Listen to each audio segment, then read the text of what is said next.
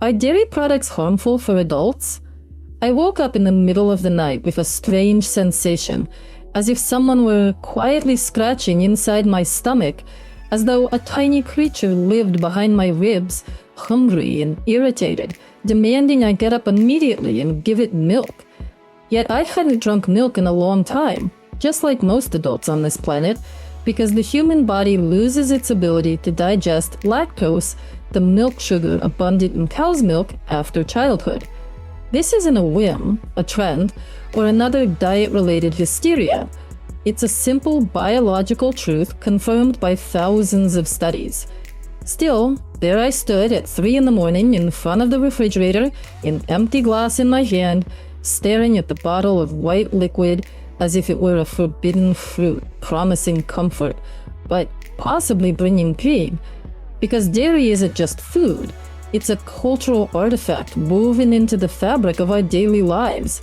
It's the morning yogurt, the cheese on a sandwich, cottage cheese with honey, the image of a caring mother milking a cow at dawn, the advertisements showing smiling children drinking milk and growing up healthy, and the deeply ingrained belief that without milk, there's no calcium, and without calcium, no bones. All of this has become so firmly rooted in our consciousness that we've stopped noticing the contradictions and stopped hearing our own bodies whispering, stop. My story didn't begin with illness, but with curiosity. The exact moment I was flipping through a scientific journal while waiting to see a gastroenterologist and stumbled upon an article about lactase deficiency.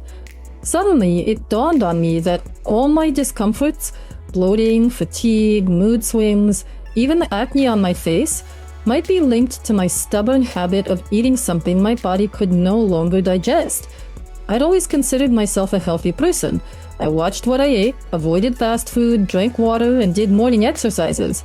Yet I still had kefir for breakfast, ate milk-based soup for lunch, and treated myself to a cheese platter with a glass of wine for dinner. It all felt perfectly natural, until I learned that only a small portion of the world's population retains active lactase enzyme into adulthood, primarily descendants of Scandinavian and Northern European peoples in whom a genetic mutation thousands of years ago allowed them to digest milk after weaning. In contrast, most Asians, Africans, and even Southern Slavs lose this ability by age 5 to 7. I'm a descendant of Russian peasants, so the likelihood that I still produced lactase was vanishingly small. But I kept drinking milk anyway, because that's how I'd been taught, because everyone around me did it, because milk symbolized purity, health, and childhood. When I decided to run an experiment and completely eliminate dairy from my diet for 30 days, I expected challenges, but not like these. The first few days went smoothly. I swapped cow's milk for oat milk, yogurt for coconut-based desserts, and cheese for avocado and nut spreads. And I even felt a sense of lightness, as if I'd shed an invisible weight. But by day 10, the real struggle began, not with my body, but with habit, culture, and social norms. At work, colleagues were puzzled. How can you drink coffee without milk? At dinner parties, hosts took offense. You're not eating my cottage cheese casserole? In the supermarket, I'd stand for hours in front of shelves reading labels, because milk hides everywhere, in bread, sausages, candy, even certain types of chips.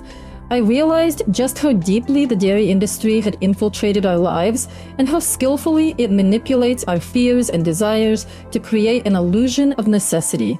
And all for what? For calcium? But calcium isn't exclusive to milk. It's also found in cabbage, almonds, sesame seeds, tofu, sardines, and lentils. And it's absorbed far more effectively in the presence of vitamin D and magnesium, not in the isolated form found in dairy products. I started digging into research and discovered astonishing facts. For instance, countries with the highest milk consumption, the United States, Sweden, Finland, also have some of the highest rates of osteoporosis among the elderly. Whereas in Asia, where milk is rarely consumed, hip fractures are far less common. This isn't coincidence. It's a pattern confirmed by numerous epidemiological studies.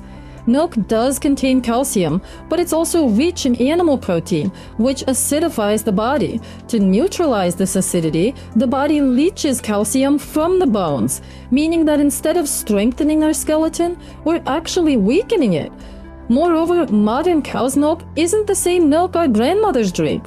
Today's cows are artificially inseminated to lactate continuously, fed antibiotics and growth hormones, and their milk is pasteurized, homogenized, and skimmed, losing much of its original nutritional value in the process.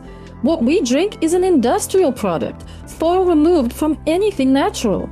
But the most alarming aspect is dairy's effect on the immune system.